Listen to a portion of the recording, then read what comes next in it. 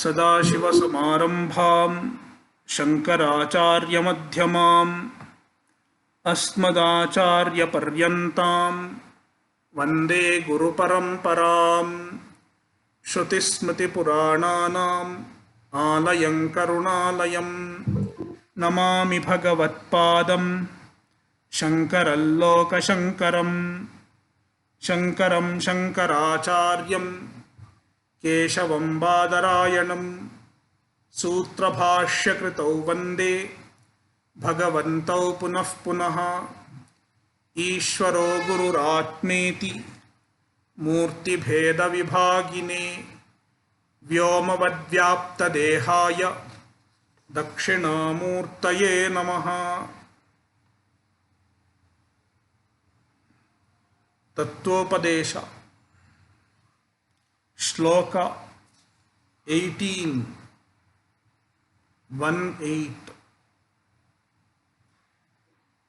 I'll chant, please repeat. Satyam jnanamanantam cha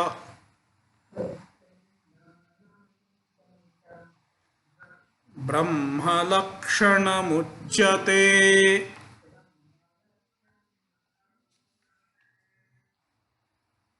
सत्यत्वात् ज्ञानरूपत्वात्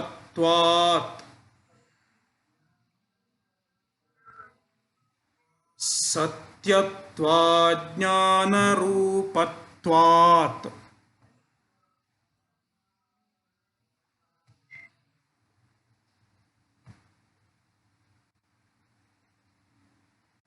अनन्तत्वात् त्वमेव अनन्तत्वात् त्वमेव हि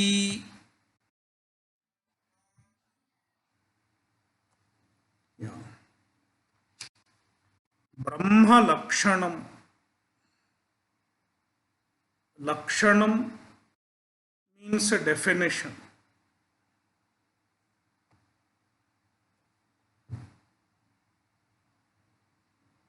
Everything has a lakshanam. Lakshanam means a definition. It is different from lakshana. Lakshana, dirgha. That is different. Lakshana means implication, whereas lakshanam means a definition.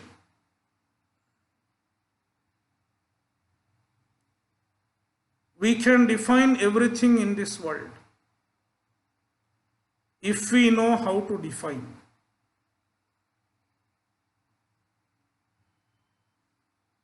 Even the lakshanam has a lakshanam. Definition has a definition. What is definition? A definition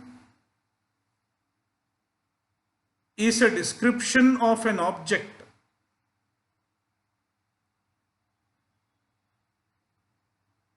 which excludes every object other than the given object.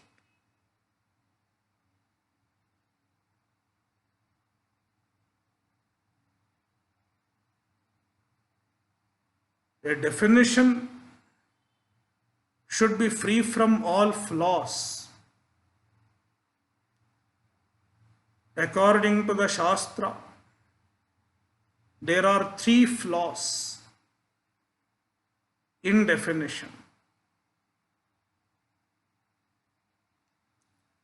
The first one is called ativyapti,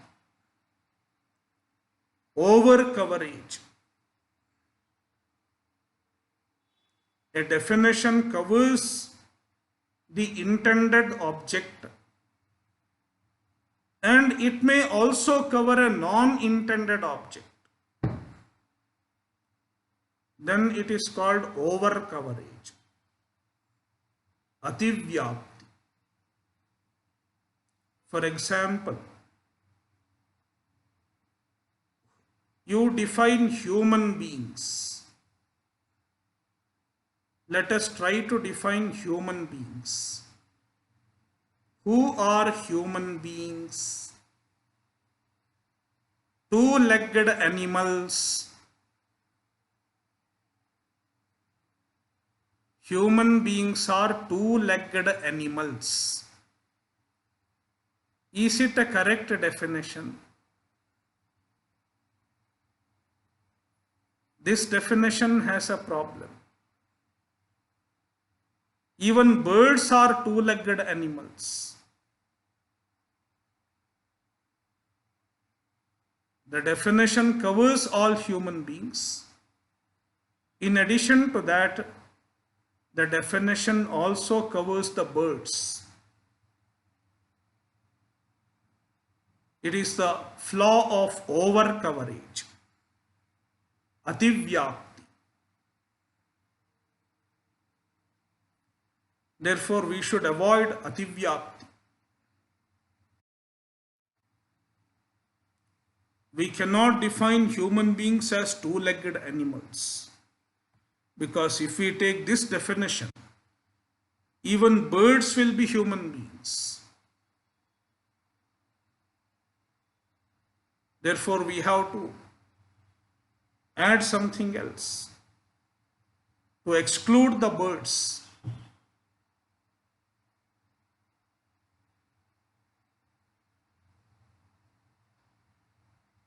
This is one type of flaw in definitions.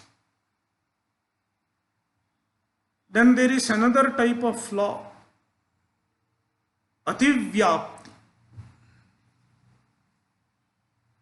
Over coverage. Sorry, ativyapti we have already discussed. Avyapti. Under coverage.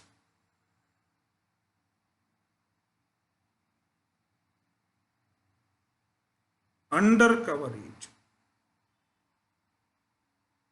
Who are human beings?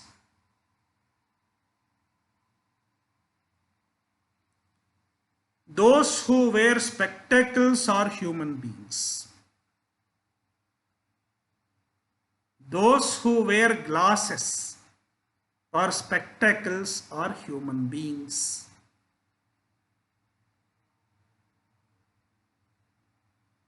Only human beings wear spectacles.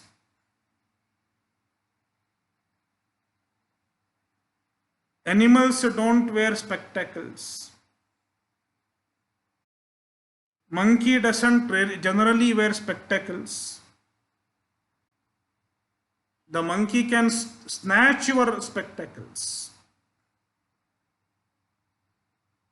If you go to Vrindavan wearing spectacles, some people had this experience. There are some monkeys and they are trained to snatch the glasses. The glass is gone. Therefore, you have to be careful.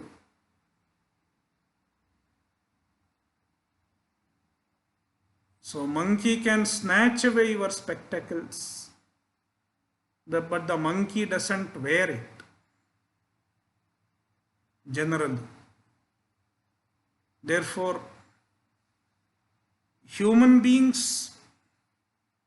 only human beings wear spectacles. Therefore, you can try this definition. The animals that wear spectacles are human beings. Is it a correct definition? This is not a correct definition, because in that case even I am not a human being, because I don't wear spectacles yet. Under coverage, avyapti. Some human beings are not covered. A definition should cover all the human beings. A definition of human being should cover all human beings. No one should be left out.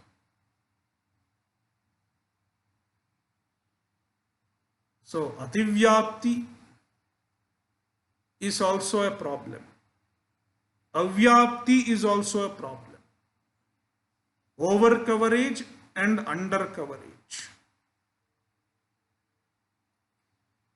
Then there is another problem called asambhavaha, impossibility or absurdity. The definition does not fit into any of the intended object. Who are human beings? Four-legged creatures are human beings.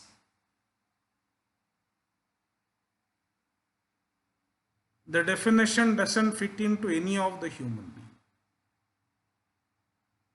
No human being has four legs.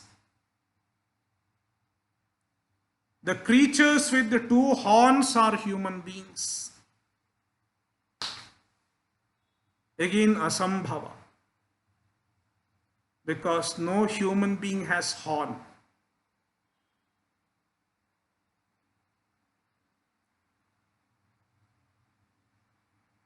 So these are three flaws, three dosha, three errors in definition. Ativyapti, over coverage, avyapti, under coverage, and asambhavaha, impossibility. When we make a definition, these three flaws should be avoided. These three defects should be avoided.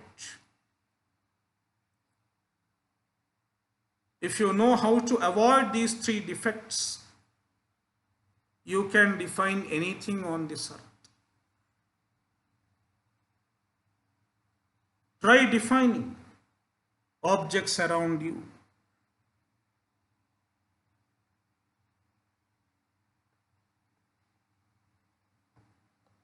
You can define human beings. You can define house. You can define air, anything. In fact, when we discuss something, first of all, we have to define it, what we are discussing. Lakshanam, you have to tell first. Lakshana pramanabhyam vastu siddhi. First you define and then you establish it with a valid evidence. This kind of a thing exists. You show valid evidence to establish what you are defining. So now we are talking about Brahman.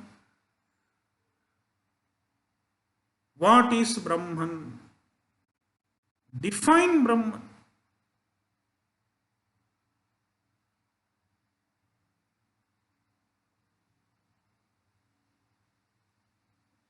Brahman has two definitions, two types of definitions.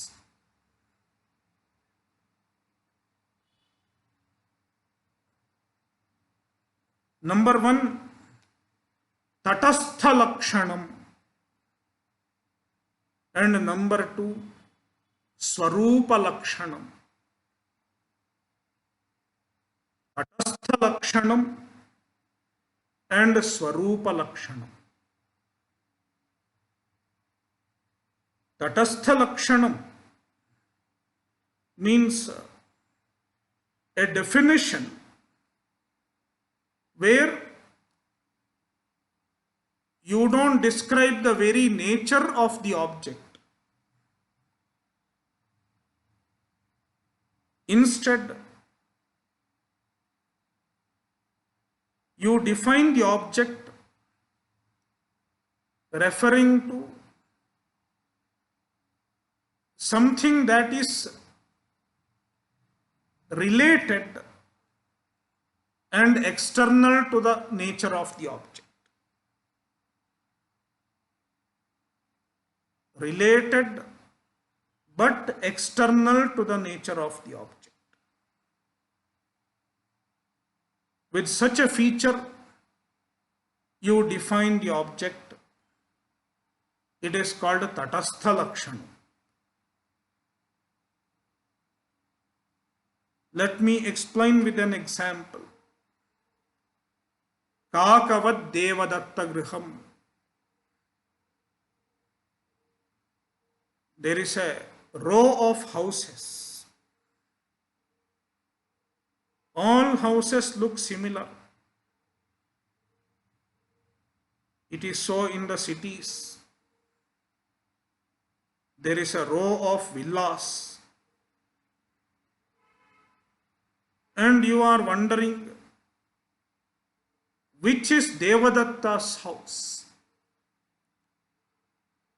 You are searching for one Mr. Devadatta's house.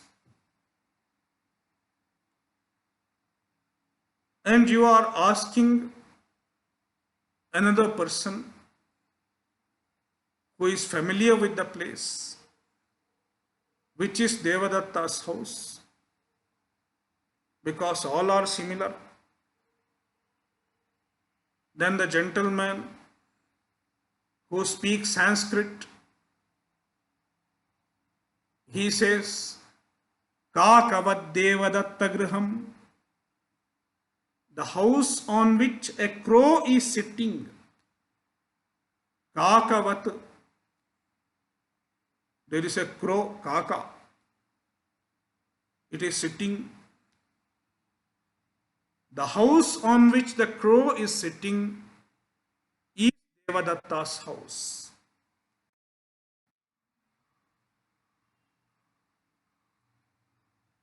With the help of the crow, you define Devadatta's house.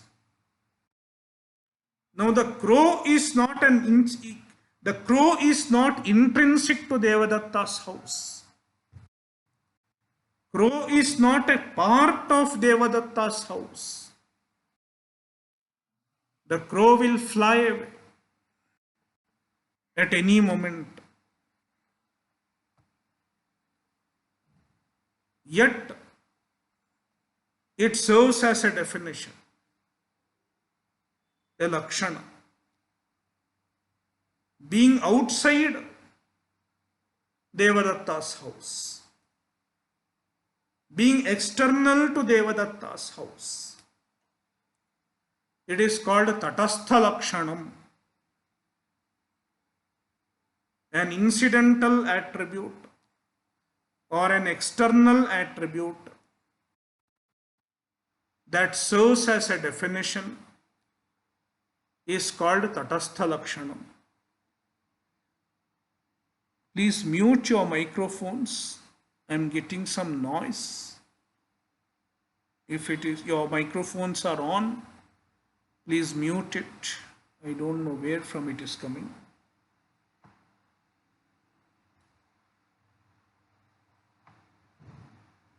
I think all are muted. It is some other noise. So,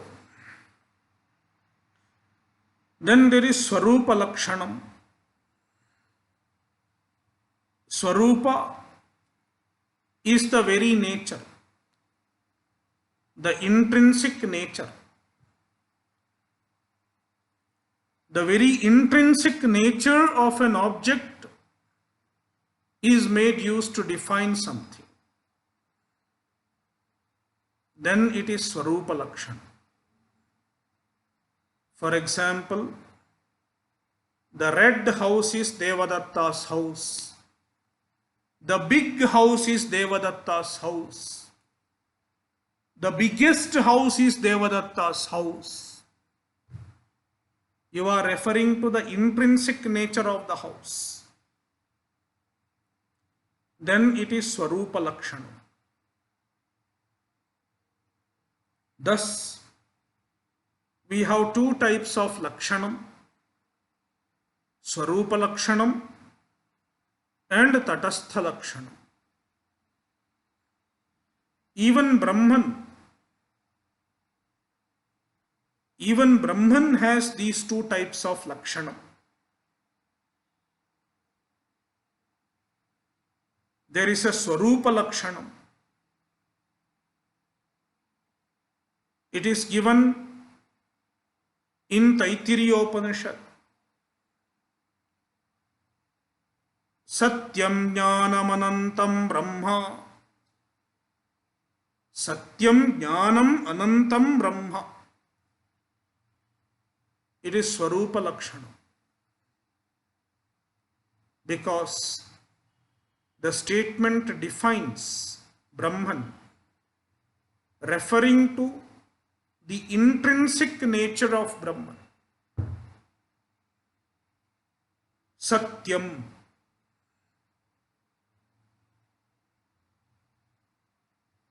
Satyatvam Badharahityam. Satyam means the one that can never be negated.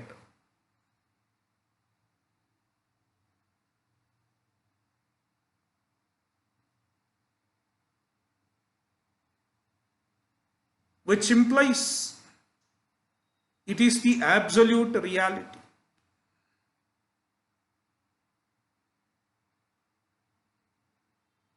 Absolute truth.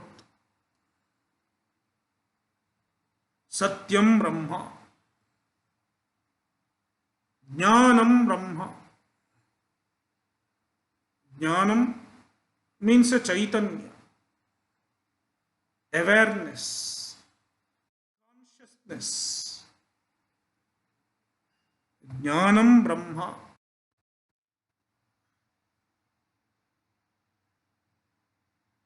And Anantam Brahma.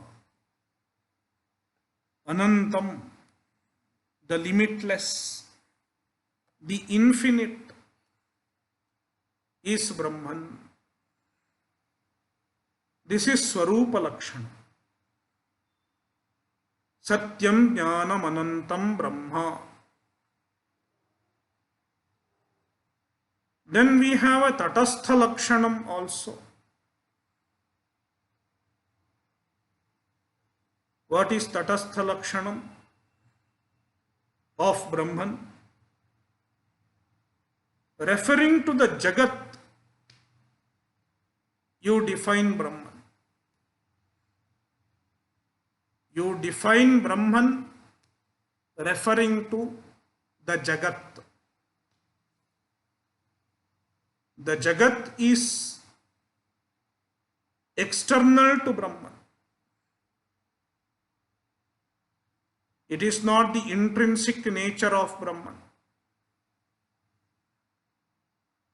Referring to the Jagat, you define Brahman.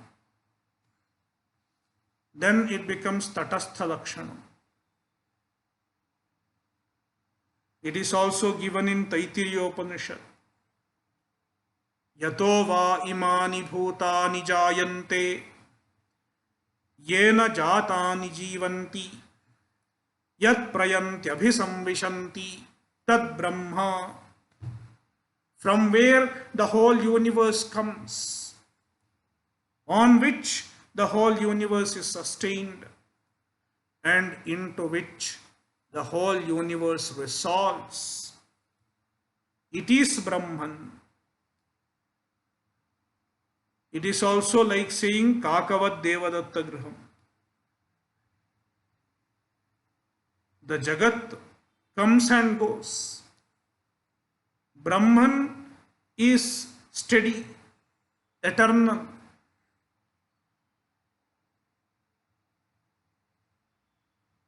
Where the universe comes and goes, the substratum, where the universe appears and dissolves, is Brahman. Like saying Where the crow sits and goes is the house of Devadatta. It is Tatastha Lakshana. So Swarupa Lakshanam and Tatastha Lakshanam are the two types of Lakshanam,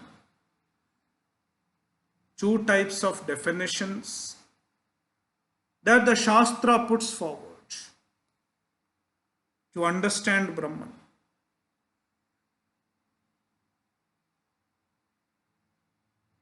Now, the author is giving the Swarupa Lakshana. What is the Swarupa Lakshanam? Even Swarupa Lakshanam is enough. We need not even go to Tatastha Lakshanam if the Swarupa Lakshanam itself can be understood.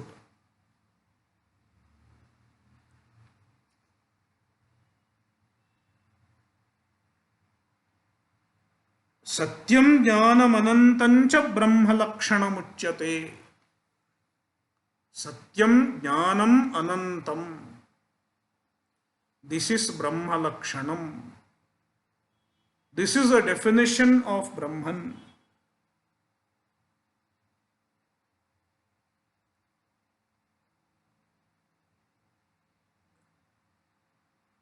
So now,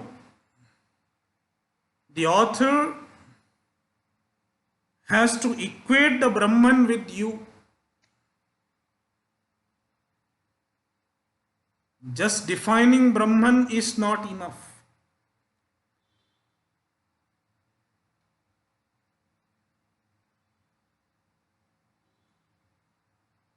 As long as the Brahman is somewhere outside, as long as the Brahman is other than you, there is no use of Brahman.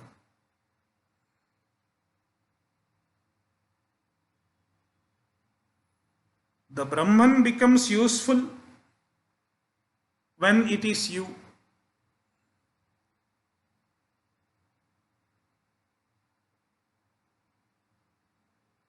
Therefore, the Vedanta teacher, his sole effort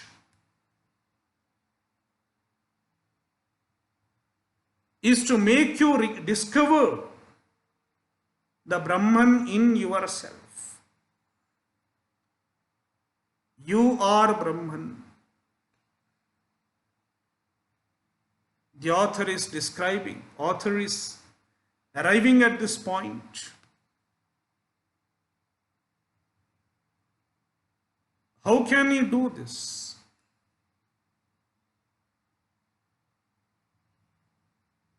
We have a logic. Lakshana aikyat lakshya aikyam. If lakshana is same, then lakshya also should be same.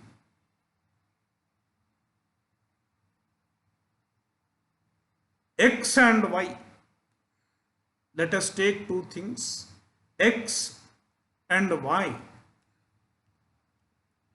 If the definition of X and Y are same, then both X and Y are same. X is equal to Y.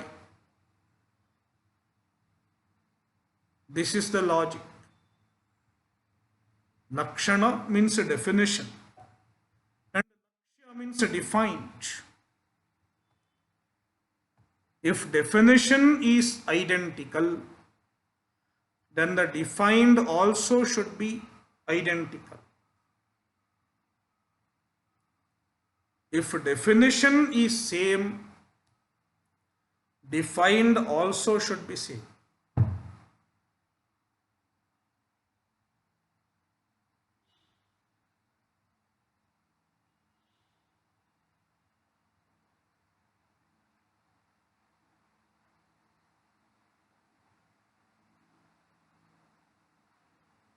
So now The author has given the definition of Brahman,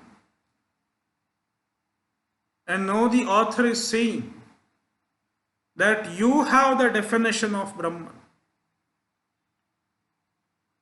If we try to define you,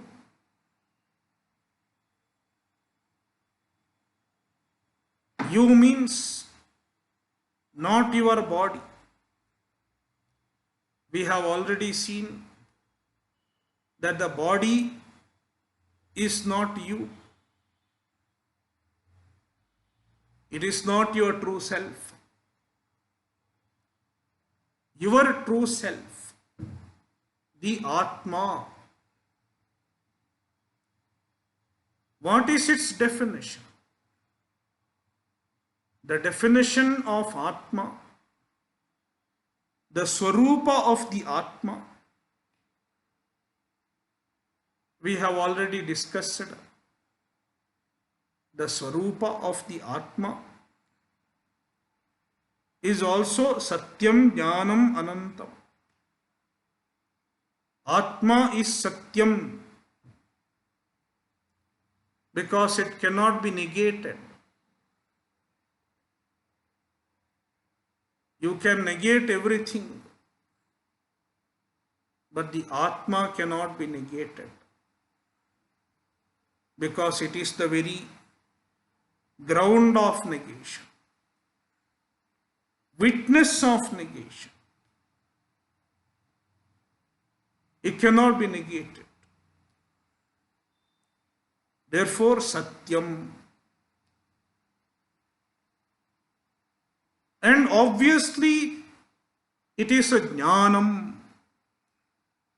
Chaitanya, consciousness. And it is Anantam, free from all limitations. The body cannot limit the Atma.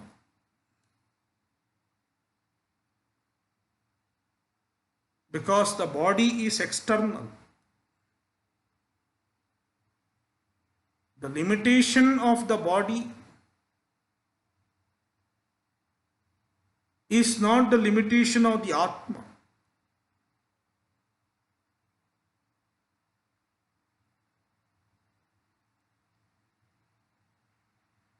Our limitations in terms of space or in terms of time,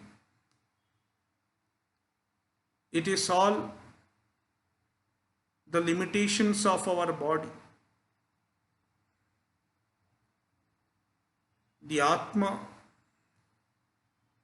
is free from all limitations. Therefore, Anantam,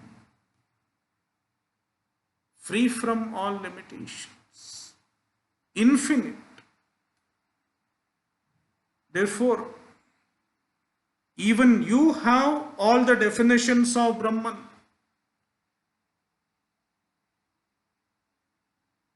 You are Satyam, you are Jnanam, and you are Anantam. Therefore, Lakshana Aikyam, there is oneness in definition, oneness in Swarupa. Your nature and Brahman's nature are one. Therefore, you are Brahman.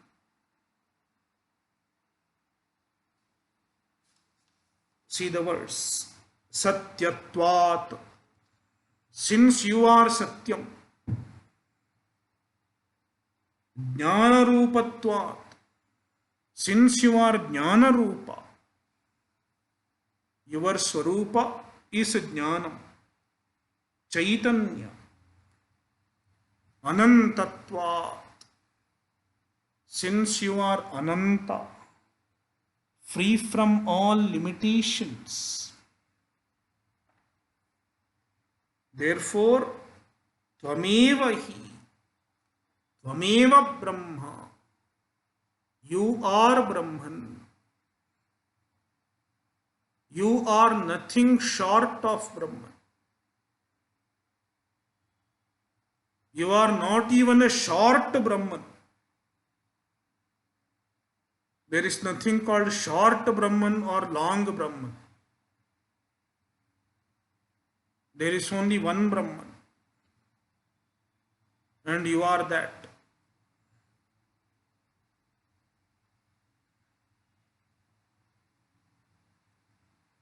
All shortness is because of the body, the upadhi.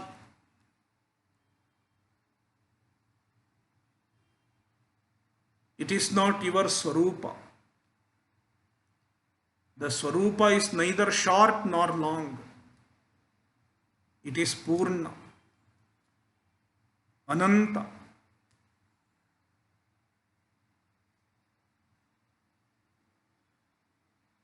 Yeah. Shloka 19. Sati dehadyupadhau syat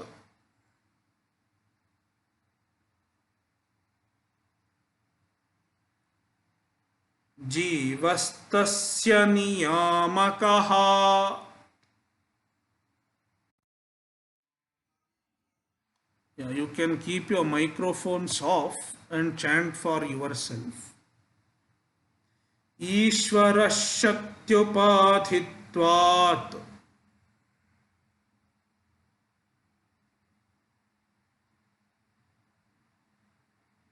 Dvayorbadhe Swayam Prabhaha.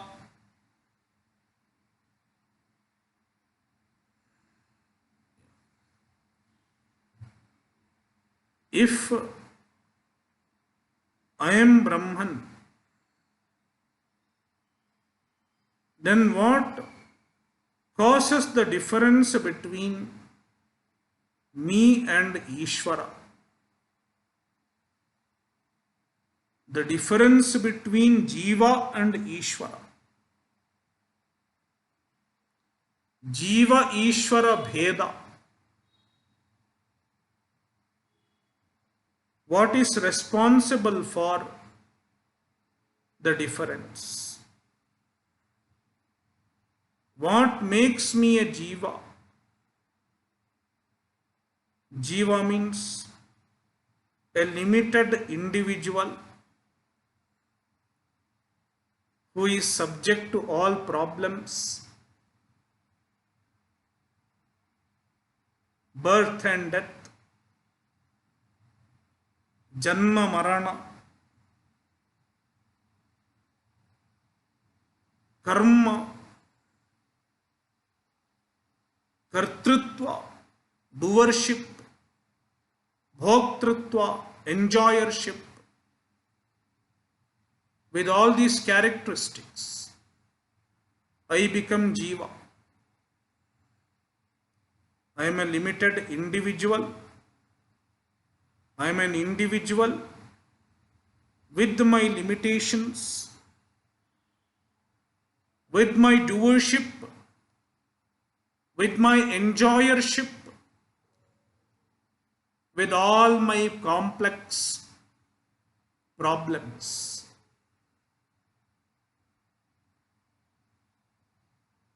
I am a Jiva. And a Jiva is samsari. Jiva has all problems of samsara, especially the psychological vulnerability, emotional vulnerability.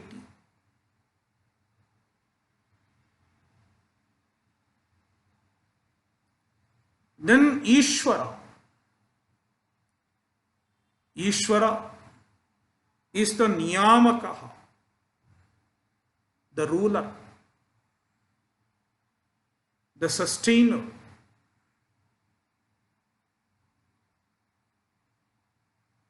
He rules the whole universe. Bhishasmad vatah pavate.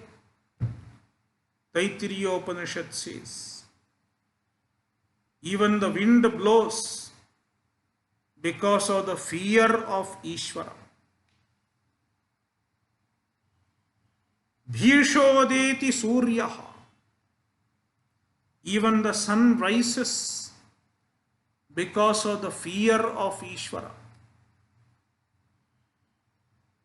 He is the ruler of the sun, the wind, all the natural forces.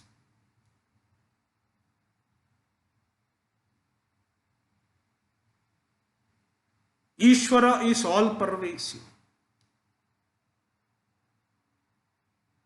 Antaryami.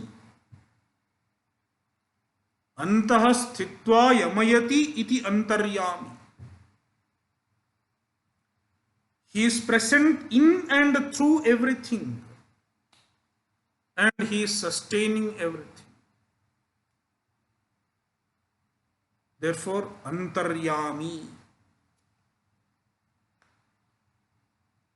Being present in everything, he sustains everything.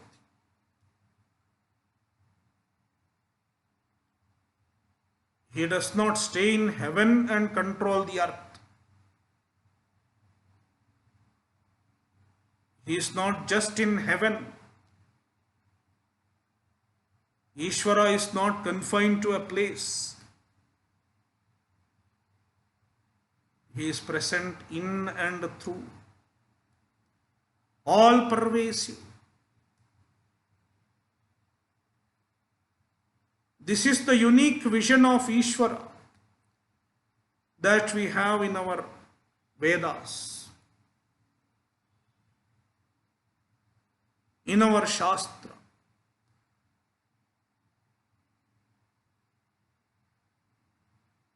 Immanent and transcendent. He is present in and through everything. In the meantime, he transcends everything.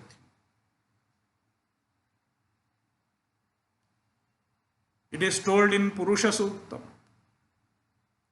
Sabhumim Vishwato Vritva Atyatishthad Dashangulam. He pervades the whole universe. In the meantime, he transcends everything.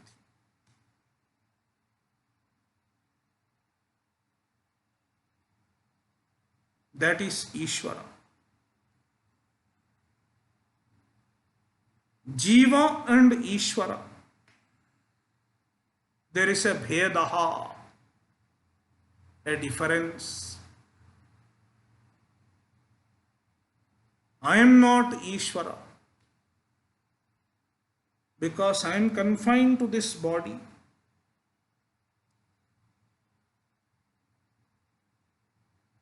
I am alpajnaha.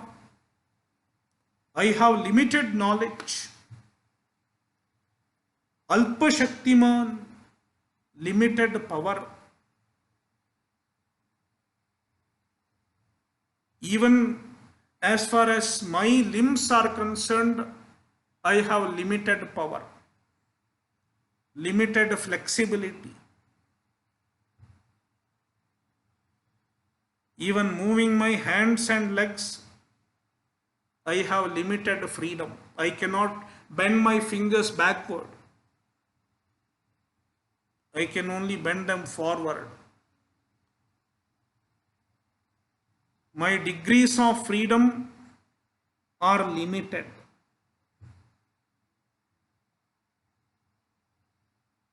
Every joint in my body has limited degree of freedom.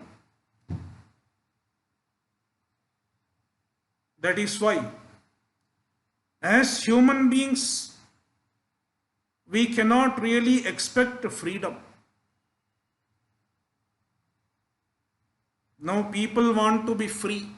I want freedom, I want freedom. Where do you have freedom? As a human being,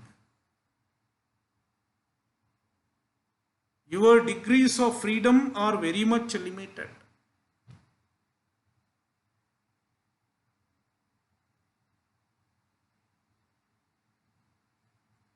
Every joint of your body has restricted freedom. Every muscle in your body has restricted freedom. Therefore, as long as you abide in this body, as long as you identify with this body, you are not free.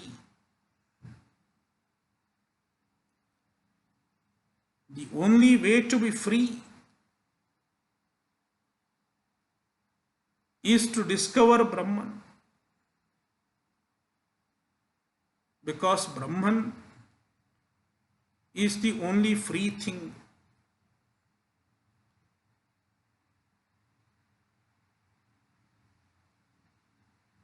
The knowledge, Aham Brahmasmi, I am infinite. This knowledge alone can make one free.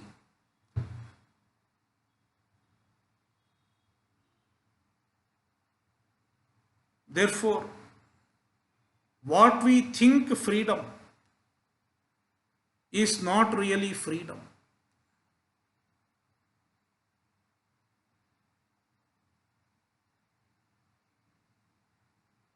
Our freedom to do what we like to do.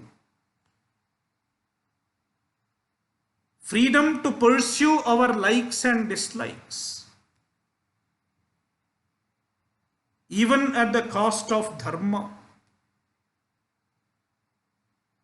That is the type of freedom the modern human being understands. Why I should follow dharma? Why I should follow the Shastra? Let me enjoy freedom. This freedom, this notion of freedom is basically binding, because this idea of freedom will only enhance your identification with the body. Dehabhimana.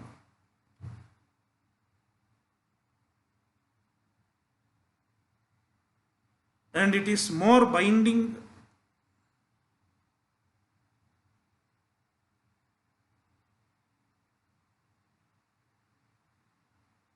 the person will get caught in the Dehabhimana, in Jivatva.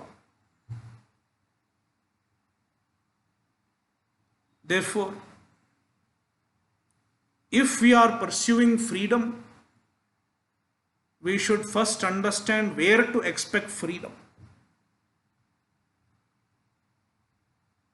Whether to expect it in licentious behavior,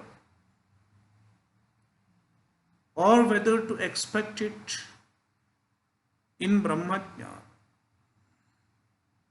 in spiritual enlightenment.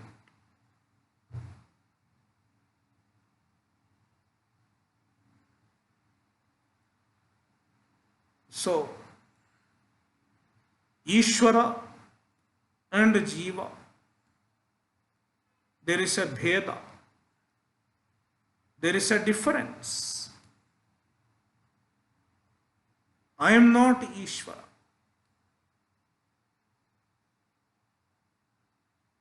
What causes this difference? The author says, the difference is not intrinsic, because intrinsically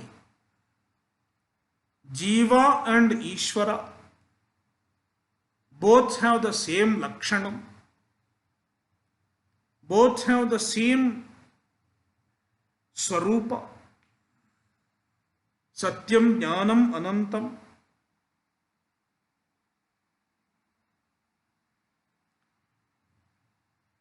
Therefore, The difference is imposed by an external factor. And the external factor which imposes the difference, rather superimposes the difference,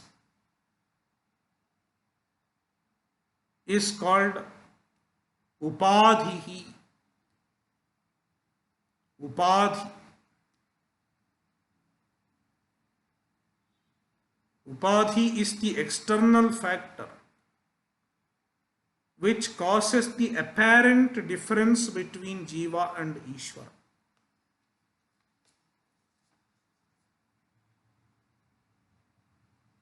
There is an upadhi of Jiva. With one upadhi, Brahman becomes a Jiva. And with another upadhi, the same Brahman becomes Ishvara. It is like the space, pot space. With the pot upadhi, the space becomes pot space. The same space with another upadhi, the room upadhi, it becomes room space. But essentially, there is no difference in space. Likewise, with the dehadi upadhi, sati dehadyupadhau, when dehadi upadhi is present, deha adi, deha means the physical body, adi, etc., includes the senses, mind, prana. When these are the upadhis, then Brahman becomes a Jiva. Jivaha syat. The Brahman gets the status of Jiva. Brahman associated with body, mind and senses is Jiva. And Shaktyupadhitvat Ishvaraha. The same Brahman becomes Jiva because of another upadhi. It is called Shakti. Shakti is Maya. Maya Shakti. With the Maya Shakti as upadhi, Brahman is called Ishvara. Ishvaraha syat. And Ishvara is the Niyamaka of Jiva. Ishvara is the ruler of Jiva. Ruler ruled. Jiva is Niyamya and Ishvara is Niyamaka.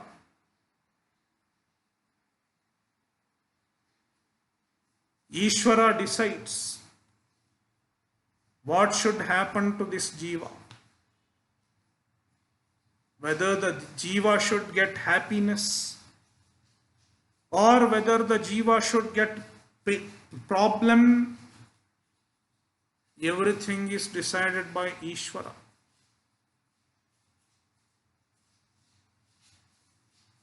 According to our karma, we have our karma that we have done in the past.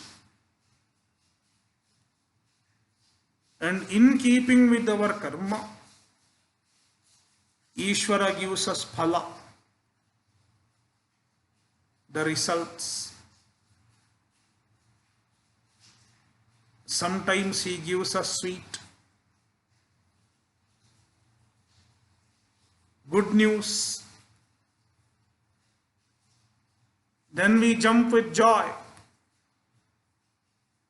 Who decided whether I should jump with joy or not? Ishvara.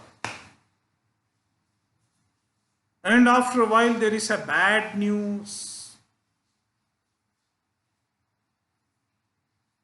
Something goes wrong. And we lament.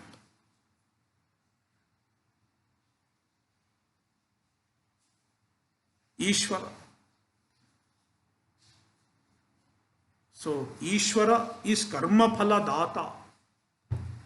He gives us the results of our karma. That is how he becomes niyamakaha, the ruler.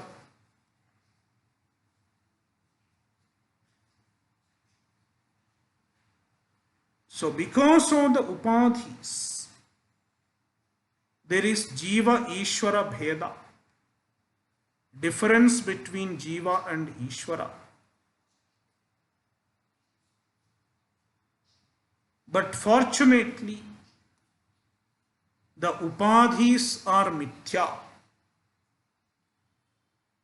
Neither the Jiva upadhi is real, nor the Ishvara upadhi is real. From the absolute standpoint,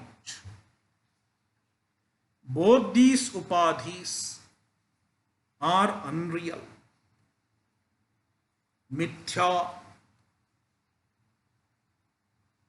Therefore, with enquiry, we can negate them. We can understand their unreality.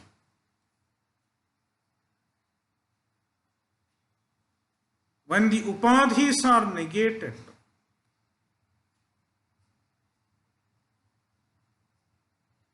the difference caused by the upadhi also gets resolved. The differences caused by the upadhi disappears. The Jiva Ishvara Bheda melts down, and you discover the non-difference between Jiva and Ishvara. And then you exclaim, Aham Brahmasmi. I am Brahman. Without any difference.